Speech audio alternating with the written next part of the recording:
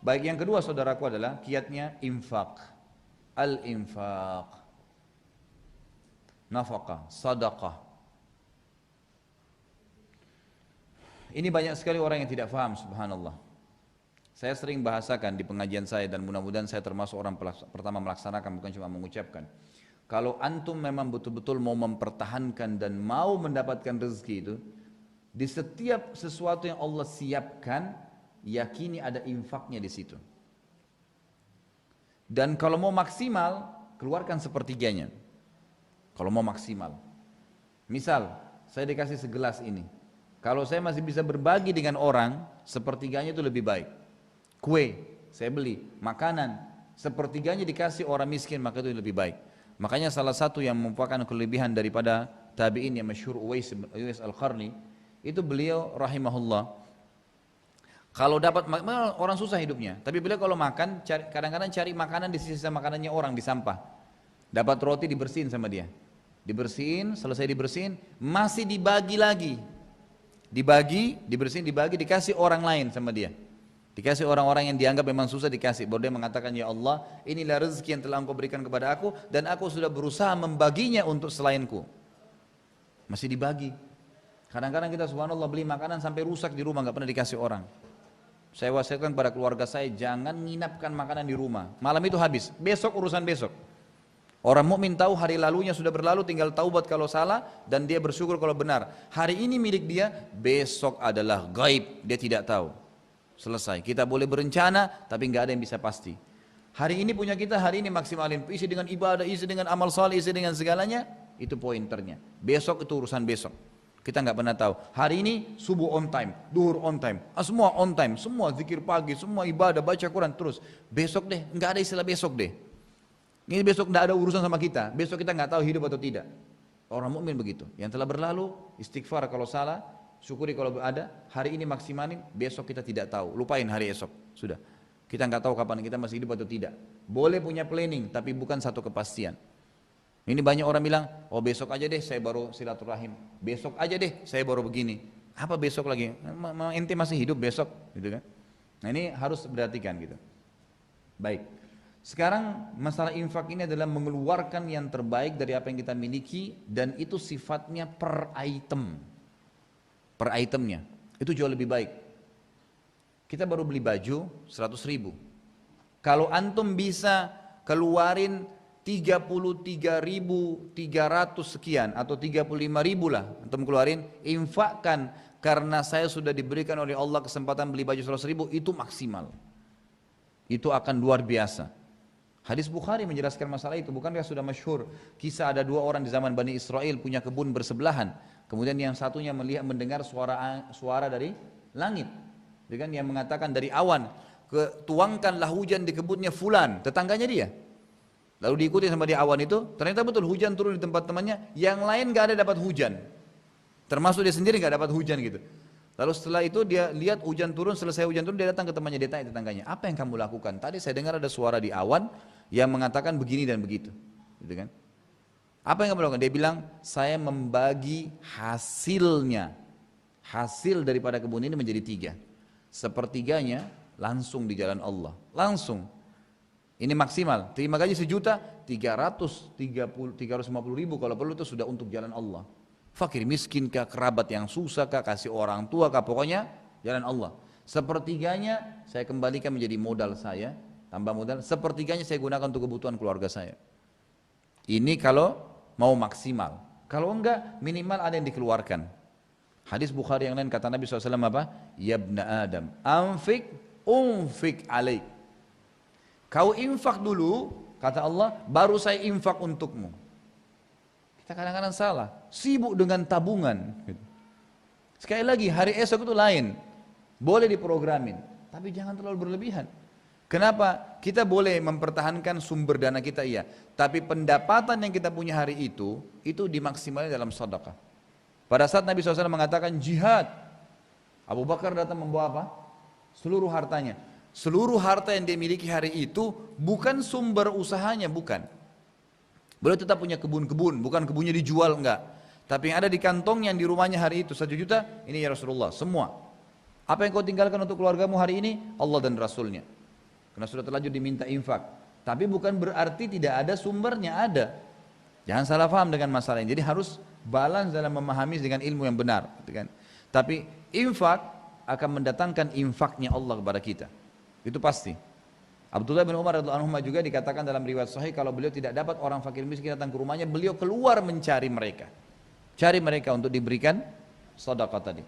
Allah Azza wa Jalla mengatakan dalam surah Al-Baqarah urutan 2 ayat 254 bunyinya, A'udzubillahi minasyaitonir rajim. Bismillahirrahmanirrahim.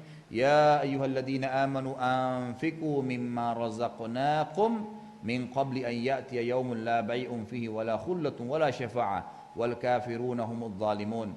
Hai orang-orang yang beriman, kalau ngaku mukmin ikutin ini. Anfiqu, keluarkan di jalan Allah. Mimma razaqnakum. Kata-kata mimma berarti masuk dalam semua substansialnya. Apapun yang kita dapatkan, yang kami jadikan sebagai rezeki kalian. Min qabli an ya'tiya yaumun la bai'un fihi wala khullatun wala syafa'ah. Sebelum datangnya hari, maksudnya hari kiamat, tidak ada lagi transaksi, nggak bisa lagi kita kembangkan ya modal atau usaha yang ada, nggak ada lagi persahabatan, nggak ada lagi pertolongan, dan orang-orang kafir mereka lah orang-orang yang zalim.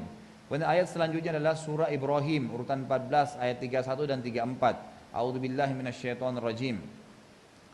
Qul li'ibadiyalladzina amanu yuqimus salata wa yunfiqu mimma razaqnahum sirran wa alaniyatan min qabli an ya'tiya yawmun la bai'un fihi wala khilal.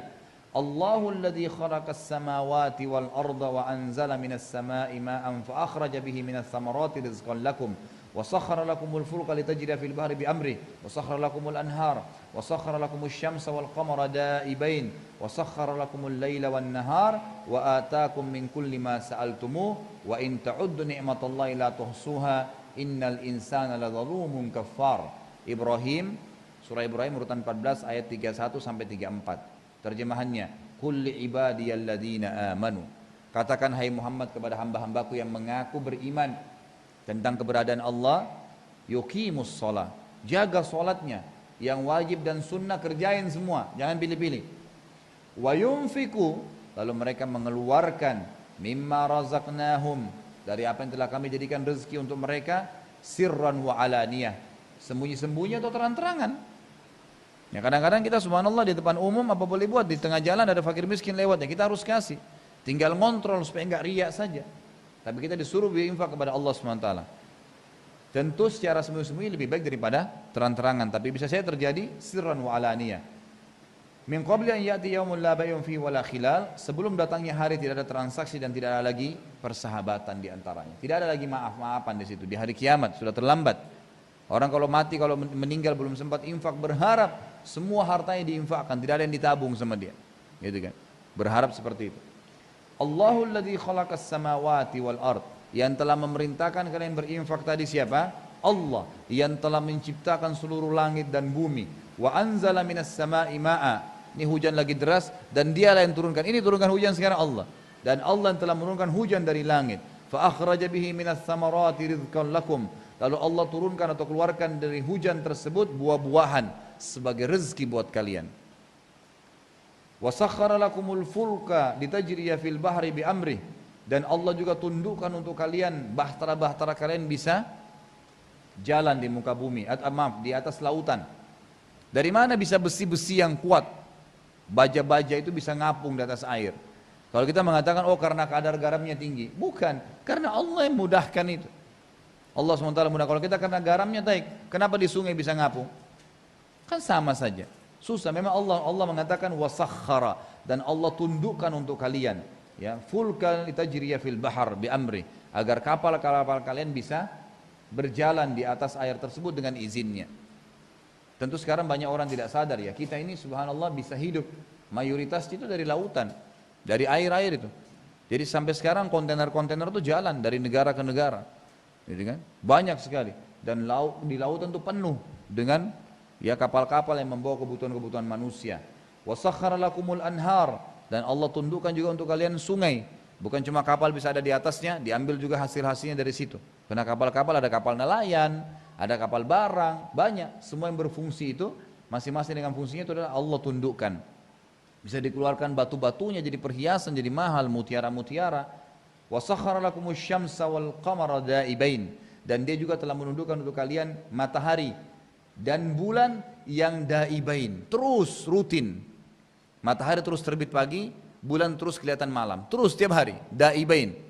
Jadi selalu bersilih berganti Allah SWT kasih. Itu luar biasa ya. Jadi fungsinya banyak matahari dan banyak fungsinya bulan juga di malam hari. Wa sakhkhara lakumul laila wan nahar, dan Allah juga memudahkan untuk kalian, menundukkan kalian malam dan siang. Siang untuk bekerja, mencari aktivitas, malam untuk istirahat. Wa atakum min kulli ma sa'altumuh, dan dia telah memberikan kalian semua yang kalian minta. Jadi Allah SWT, kita harus tahu ya, ini permintaan kita misalnya kepada Allah Azza wa Jalla. Pada saat kita mengatakan, ya Allah berikanlah saya, pada saat itu pula Allah sudah menentukan waktu penerimaannya. Tinggal tergantung, kata ulama, bobot permintaan. Waktu Nabi Zakaria minta untuk diberikan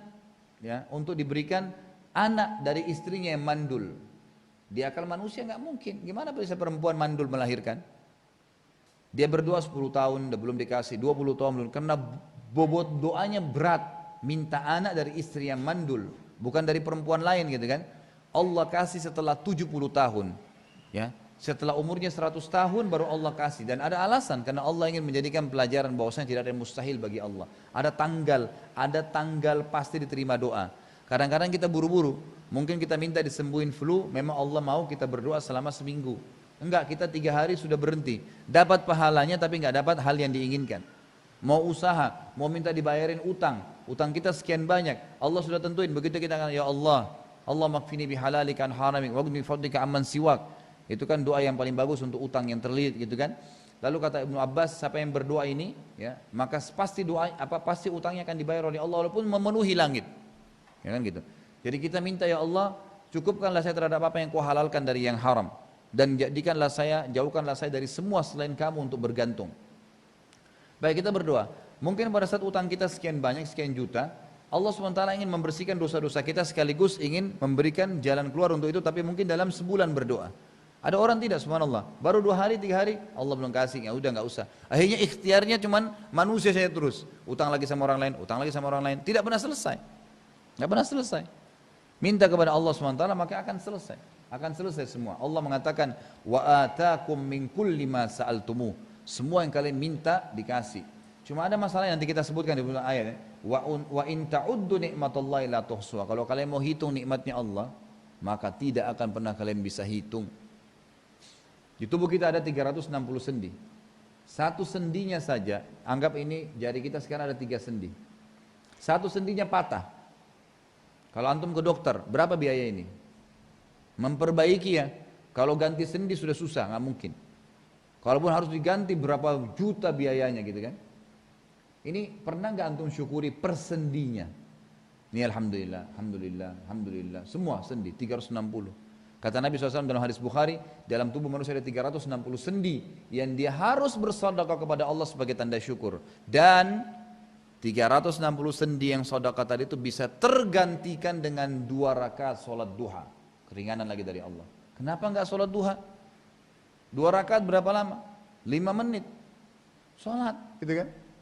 Maka ini sudah luar biasa. Berapa banyak nikmatnya Allah SWT. Bisa kita melihat. Coba antum tutup mata antum berapa detik saja. Bayangkan kalau antum tutup terus begitu, buta nggak bisa melihat. Sekarang kita bisa lihat 24 jam. Bangun tidur, buka, sudah langsung kelihatan. Oh ini lampu, oh ini kipas, oh ini, oh bisa kelihatan. Pernah nggak antum syukuri per detiknya? Ya. Kadang-kadang orang masuk ke bioskop untuk lihat sesuatu bayar kan? Antum pakai lihat, ini bukan bioskop nih. Fakta, lihat langit, lihat hujan, lihat manusia. Ini bukan film, nggak bayar, gratis. Bas, alhamdulillah, selesai. Hanya itu saja. Kadang-kadang kita tidak bisa, kalau menghitung nikmat Allah tidak bisa. Kata Allah, innal insana ladzalumun kafar. Ini lagi mubalaghah ini. Sesungguhnya manusia zalum. Bukan cuma zalim, tapi zalum. Betul-betul dia orang yang manusia itu zalim, luar biasa zalimnya. Sekarang saya tanya ikhwas sekalian, kita jujur bilang, antum setahun tidak sakit, setahun tidak pernah sakit. Setelah setahun kita dikasih flu seminggu, ngeluh nggak? Banyak manusia yang ngeluh, aduh flu nih, aduh batuk, Baik, kalau tanya, coba muhasabah diri sendiri. Berapa lama antum nggak sakit? Setahun. Setahun itu 365 hari. Antum sakit seminggu, anggap 5 hari. Kalau kita mau bicara masalah kejujuran, mestinya kita sakit 365 hari juga. Mestinya balan, setahun sehat, setahun sakit. Kerja 30 hari di kantor, dikasih gaji sekian. Hitungannya per hari sekian dikali 1 bulan, kan begitu. Kalau mau syarakan maksudnya, tidak, Allah enggak. Didatangkan setahun tidak sakit, 3 tahun enggak sakit, sakitnya seminggu, sakitnya sebulan. Ada orang stroke 10 tahun, tapi umurnya sudah 80 tahun, 70 tahun dia sehat. Enggak berimbang. Nikmatnya Allah, zalim manusia ini, luar biasa, semua dipungkiri. Kuping bisa mendengar, semua bisa berfungsi, ini sudah luar biasa nikmatnya Allah. Bahkan kadang-kadang subhanallah hal-hal yang kita anggap tidak baik di mata kita, itu sebuah nikmat yang besar. Seperti misalnya capek, lapar, haus. Sekarang kalau kita tanya siapa yang mau lapar, siapa yang mau capek, siapa yang mau haus, orang pasti nggak mau kan. Tapi kita lupa subhanallah. Tanpa lapar tidak enak kita makan, tanpa haus tidak enak kita minum, tanpa capek nggak enak kita istirahat. Kalau antum sudah kenyang, dikasih lagi ayam bakar, kambing bakar, masih mau makan. Tapi kalau lapar, nasi sama tempe enak, kan gitu. Dan makanan ini ikhwas sekalian perhatikan baik-baik ya. Jangan terpengaruh dengan ragamnya macam-macam, itu cuma variasi. Semua makanan ikhwas sekalian kalau sudah lewat dengan ini saja ya, seperempat jari kita melewati lidah, antum sudah lupa ayam goreng kah tadi, ayam bakar kah, kuah kah, sudah habis ceritanya. Sudah masuk ke tubuh. Ini saja yang memberikan nih. Jangan terpengaruh dengan kemasan sehingga ini tidak disedekahkan, merasa sombong dengan makanannya. Na'udzubillah, apa yang mau disombongin dengan ini semua? Masuk, hilang semua warnanya. Yang merah, yang biru tadi sudah lupa. Semua jadi kotoran sama, kotorannya warna kuning. Azzakumullah. Ini semua harus dipelajari baik-baik. Siapa yang kalau tidak haus tentu tidak enak kita minum. Baik, kalau antum haus, puasa, kemudian sampai buka puasa dapat air es, itu luar biasa nikmatnya. Gitu kan? Sama hanya dengan capek, kalau antum disuruh tidur dari pagi sampai malam, tidur terus ya, jangan bangun. Nanti malam suruh tidur lagi, mau tidur gak? Sudah gak mau, coba kalau antum capek kerja, terus malam suruh tidur 2 jam aja. Luar biasa nikmatnya. Pernah gak antum mengucapkan Alhamdulillah untuk lapar, untuk capek, untuk haus? Adalah, aduh lapar, aduh haus gitu kan, aduh capek. Coba, Alhamdulillah lapar. Karena dengan lapar enak makanannya. Kan gitu. Jadi ini harus semua diperhatikan baik-baik. Manusia zalum, manusia na'udzubillah, misalnya semoga Allah menjaga kita semua ikhwas sekalian dan kaum muslimin tentunya jangan sampai kita tidak mensyukuri nikmat Allah. Karena banyak sekali nikmat Allah yang tidak disyukuri dan juga kafar. Kafar itu kufur terhadap nikmatnya Allah. Kufur. Dia usaha bertahun-tahun, berhasil, 10 tahun ada penghasilannya. Allah coba bangkrut.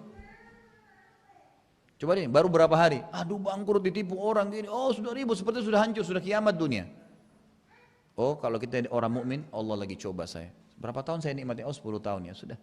Ini masih bisa kita tunggu, nggak masalah. Setahun, mungkin ada baru berapa hari, insya Allah ya Allah keluarin. Allah kadang-kadang subhanallah musibah datang itu, Allah mau tarik kita supaya Allah ini, saya cinta sama kamu, kembali kepada saya. Karena beda doa kita kalau lagi musibah dengan tidak ada musibah kan, beda. Kita akan lebih bisa khusyuk, lebih bisa nangis, itu yang mahal tuh. Allah mau kita berdoa begitu. Seperti saya jelaskan pada saat kita jelaskan materi lalu mutiara musibah dan cobaan itu, sudah saya titik beratkan masalah itu.